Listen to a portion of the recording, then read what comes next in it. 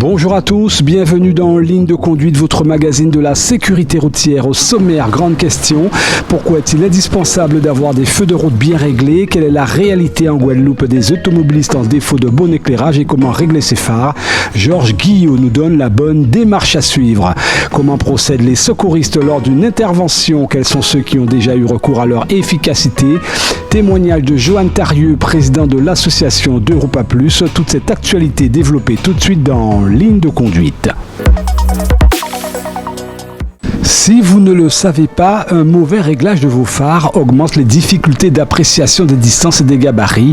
Ceci provoque ainsi des reflets inconfortables sur la chaussée. C'est malheureusement le cas. Constat, plus de 80% des automobilistes avouent croiser des véhicules avec des phares très mal réglés. En février dernier, une semaine gratuite du contrôle des phares a été mise en place en partenariat avec les centres de contrôle technique et les réparateurs automobiles de Guadeloupe. Un client qui vient vous voir, quelle est la première des choses que vous faites? Déjà, on contrôle le niveau le gonflage des pneus pour qu'il n'y ait pas un pneu dégonflé pour avoir une bonne symétrie.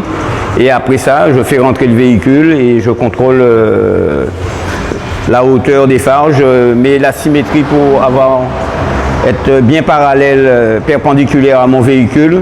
Et après ça, je contrôle le réglage du phare. Alors, Georges, pourquoi il y a cette campagne? Il y a une véritable problématique en Guadeloupe sur les feux de voiture.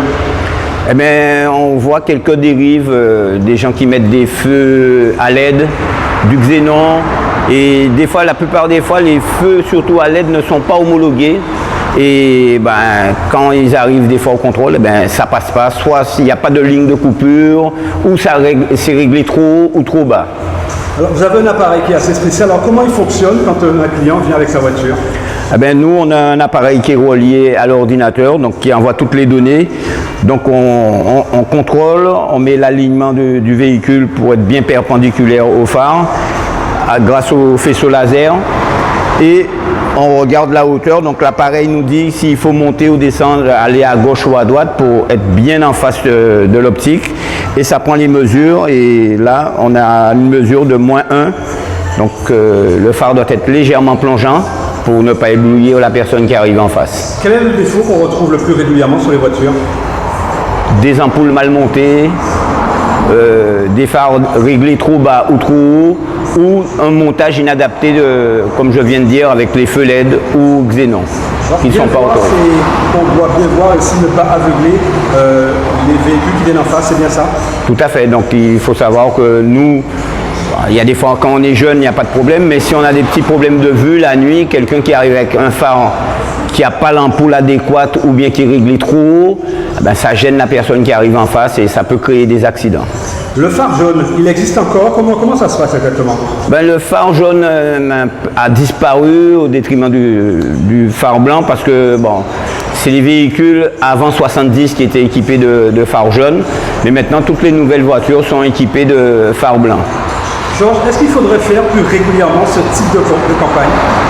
Je pense que c'est très important parce qu'on rencontre très souvent des véhicules avec des phares non homologués qui est très gênant, surtout la nuit.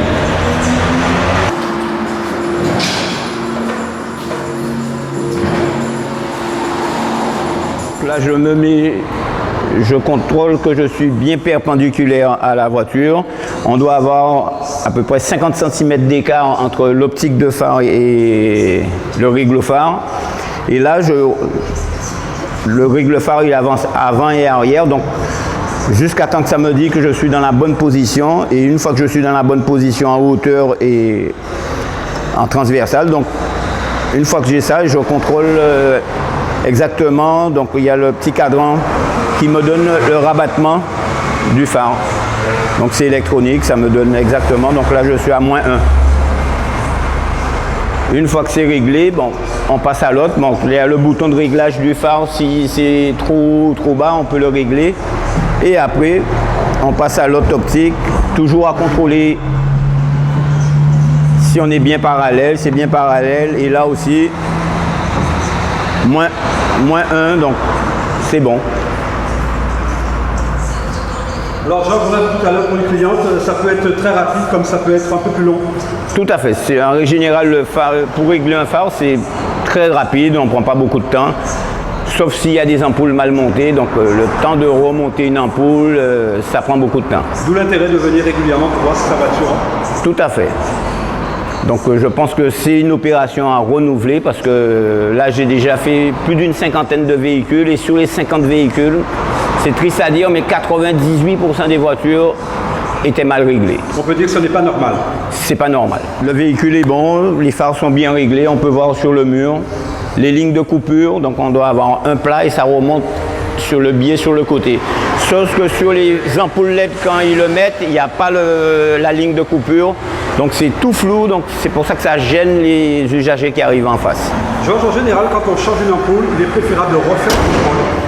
Tout à fait, parce que l'ampoule n'est tout à fait pas à la même place. Donc c'est conseillé de refaire un réglage des optiques. Alors, question, que risque-t-on pour défaut d'éclairage? Circuler avec des lumières défectueuses constitue une infraction de 3e catégorie. Elle est sanctionnée par une amende de 68 €. Son montant peut être revu à la hausse, soit 135 € en cas d'usage abusif. Le mauvais éclairage est la 2e source de contre-visite au contrôle technique.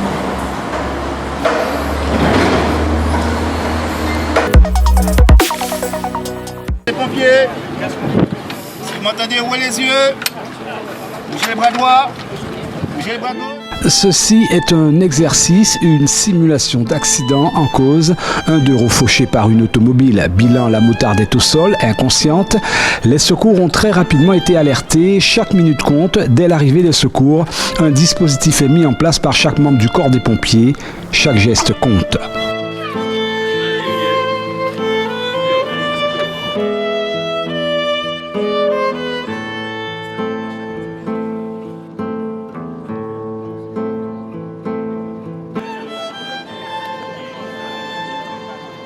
Johan Tarieux-Moutard connaît ce scénario puisqu'il a été lui-même victime d'un accident de la route en 2018. Je suis resté au sol puisque j'ai perdu connaissance, effectivement, pendant bien 1 minute et demie. Et donc, les secours sont arrivés sur place. Effectivement, on m'a laissé au sol. Donc, je suis resté au sol pendant tout le temps en attendant l'arrivée des secours. Et une fois qu'ils sont arrivés, effectivement, ils m'ont gardé au sol, ils m'ont parlé. Alors, j'avais déjà repris connaissance, effectivement. Mais on m'avait bien demandé de ne pas bouger, de surtout pas me relever. Donc, je suis resté au sol. Et ils sont venus, effectivement. Ils m'ont parlé, ils m'ont demandé si j'avais des douleurs. Voilà, ils m'ont demandé de bouger mes membres. Donc, je bougeais, effectivement, parce que je n'avais pas de traumatisme particulier.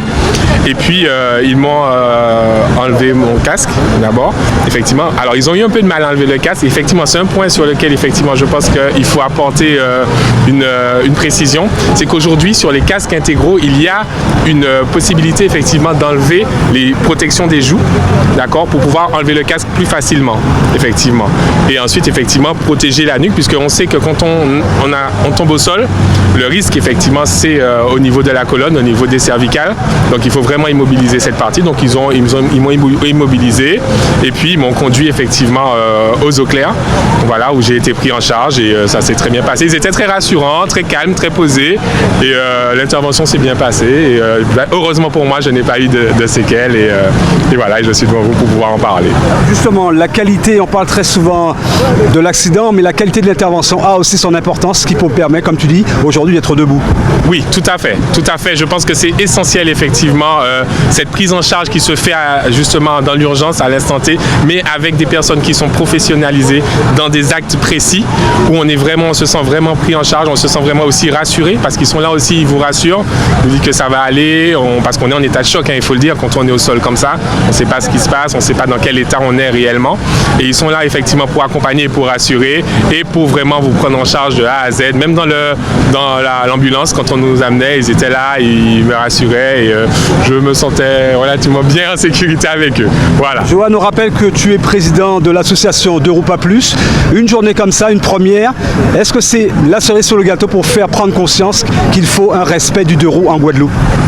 Alors, oui, je pense qu'il est essentiel qu'il y ait des manifestations comme ça pour pouvoir permettre aux gens de comprendre effectivement le risque que l'on prend quand on est à 2 roues, voilà, et pour leur permettre de prendre conscience aussi des actes, de la façon d'agir, du comportement à adopter sur la route, et puis des acteurs aussi qui sont autour pour pouvoir permettre effectivement de partager cette route, voilà, qui est malheureusement dans nos latitudes très accidentogènes et où nous sommes les plus touchés, effectivement, nous les motards, parce que nous sommes plus vulnérables, forcément. forcément. Alors comme on dit très souvent, 2 roues, 2 fois plus d'attention. Est-ce qu'on ne peut pas dire aujourd'hui 4 fois plus d'attention? Oui, je pense qu'il est essentiel, oui, de dire vraiment 4 fois plus attention. Il faut savoir qu'un motard, quand il sort avec sa moto, en tout cas, je parle de mon expérience à moi, on est dans une situation où on sait qu'on se met en danger. On est en danger que ce soit pour sortir de chez soi pour aller au travail, mais aussi bien pour aller en balade, aussi bien pour aller acheter son pain, parce que dès qu'on est sur la route, nous ne sommes pas protégés. Dans une voiture, on a un habitacle qui nous protège. Quand on est sur nos motos, la seule chose qui va vraiment nous protéger, ce sont nos équipements, gants, casques, blousons, le pantalon aussi, les chaussures bien sûr, ce sont des choses aussi qui protègent, mais aussi l'attention que va nous porter les automobilistes et l'attention que nous on va porter aussi aux automobilistes. Il est important qu'un motard, quand il est sur la route, qu'il prenne conscience qu'il est dans un environnement à risque et qu'il soit très attentif à tout ce qui se passe autour de lui.